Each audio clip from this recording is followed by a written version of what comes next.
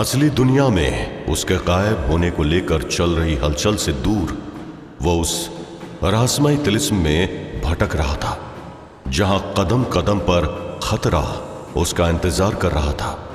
लेकिन शायद तिलिस्म बनाने वाले को यह नहीं पता था कि खतरे भी जिसके नाम से कांपते हैं वो बला है, और उस बला का नाम था ड्रैकुला। Where am I? ये जगह कैसी अजीब है। The air feels so heavy, so tense. What is this place? जहां भी देखो बस डेजर्ट नजर आ रहा है। आखिर इस जगह में अनीता को मैं कैसे ढूंढ पाऊंगा? ड्रैकुला इस अजनबी जगह में भटक रहा था।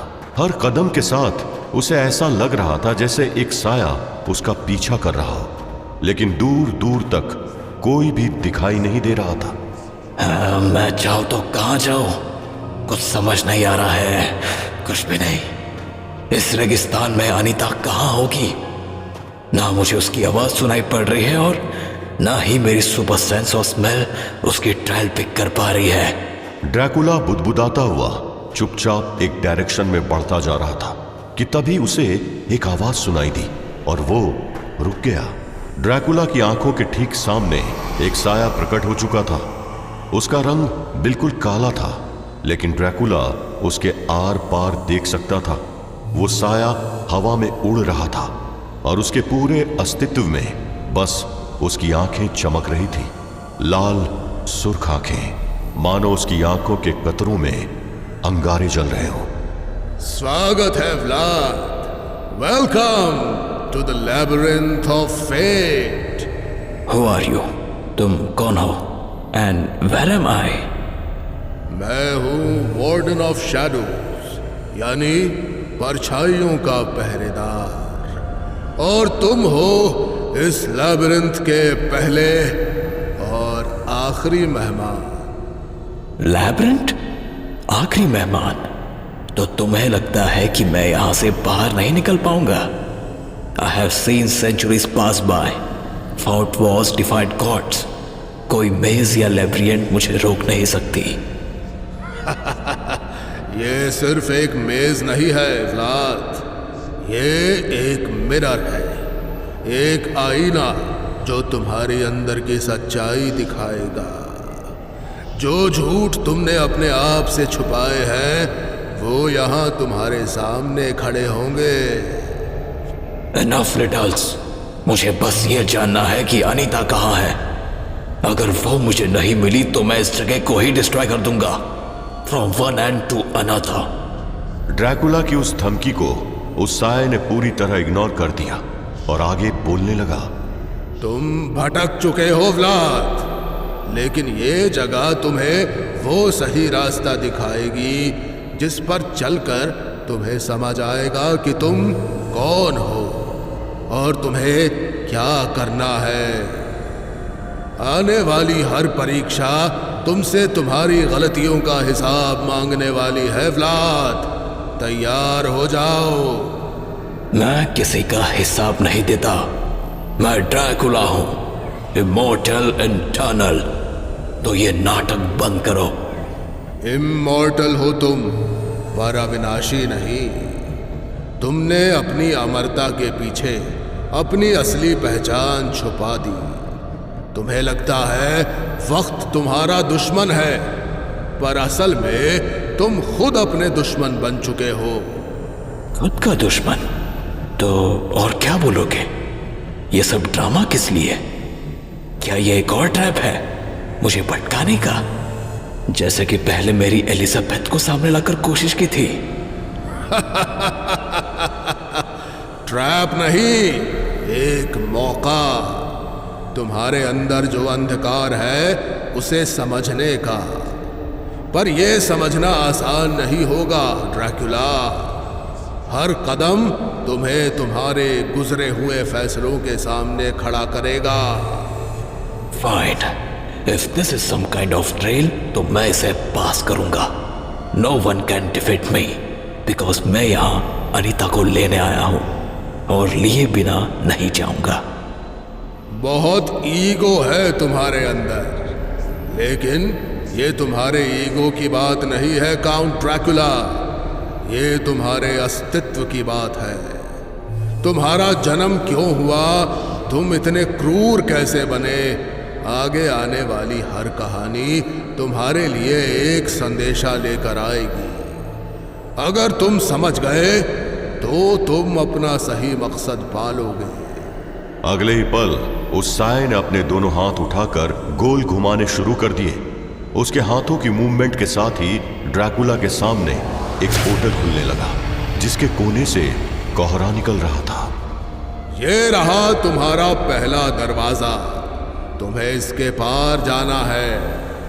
और अगर मैं जाने से मना कर दूं तो तुम यहीं रहोगे अपनी अंतिम सांस तक, जो कभी नहीं आएगी, क्योंकि अभी तुमने खुद कहा तुम एक इमॉर्टल हो।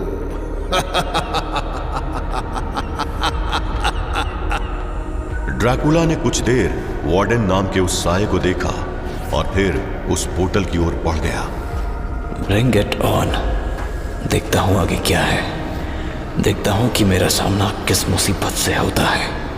और ड्रैकुला का अगला कदम उसे उस पोर्टल के पार ले गया।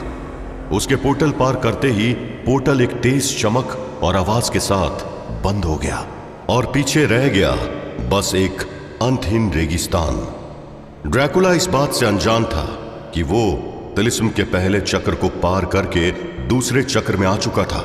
ये बात सिर्फ उस तिलिस्म को बनाने वाला जानता था और वो ड्रैकुला की हर हरकत पर नजर रखे हुए था, वो यानी अघोरनाथ। सब कुछ वैसे ही हो रहा है जैसे कि मैंने प्लान किया था। इस तिलिस्म का चप्पा चप्पा व्लाद की परीक्षा लेगा और अगर वो सफल हुआ तो फिर मेरे प्लान की अगली स्टेज अपने आप चालू हो जाएगी। काश कि मुझे पहले से पता होता कि व्लाद कौन है, तो शायद मुझे इतने साल वेट ना करना पड़ता। पर कोई बात नहीं, देर से ही सही जिस हथियार की मुझे तलाश थी वो मुझे लगभग मिल ही गया है।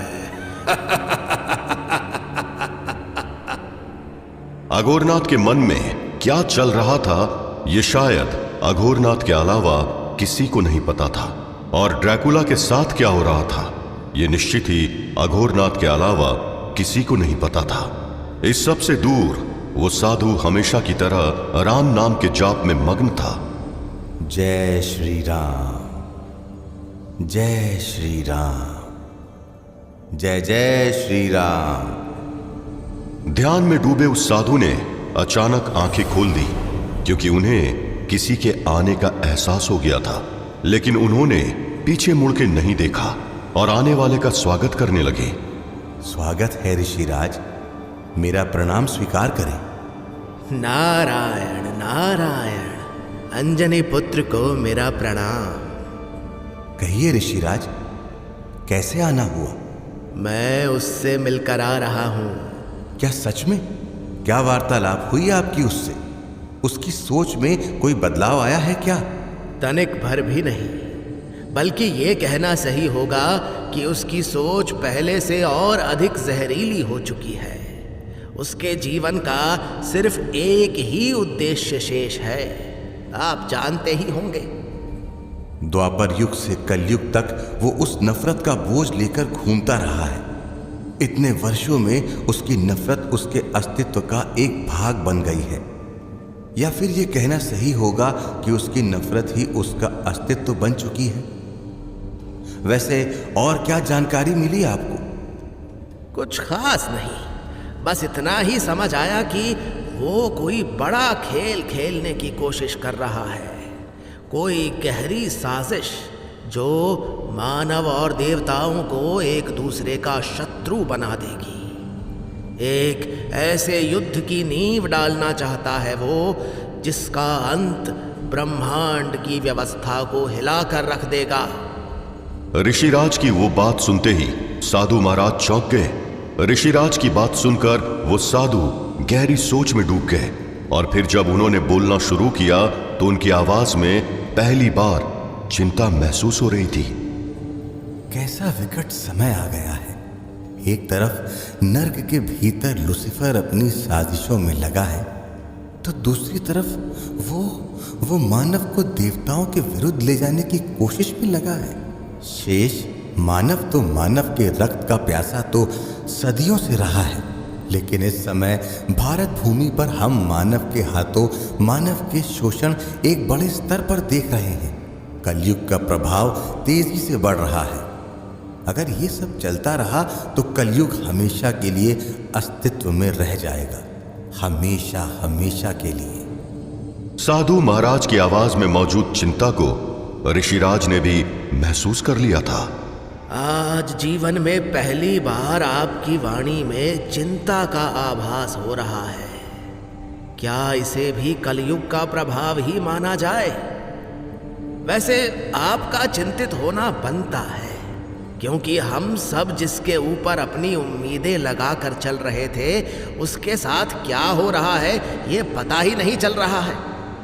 क्या आपके पास कोई सूचना है ड्रैकुला के बारे में? आप तो अष्ट सिद्धि धारक हैं, क्या आपको कुछ? नहीं ऋषिराज, मैं ड्रैकुला को नहीं देख पा रहा हूं। सत्य तो ये है कि वो क्या कर रहा है इसको जानने का मैंने प्रयत्न ही नहीं किया।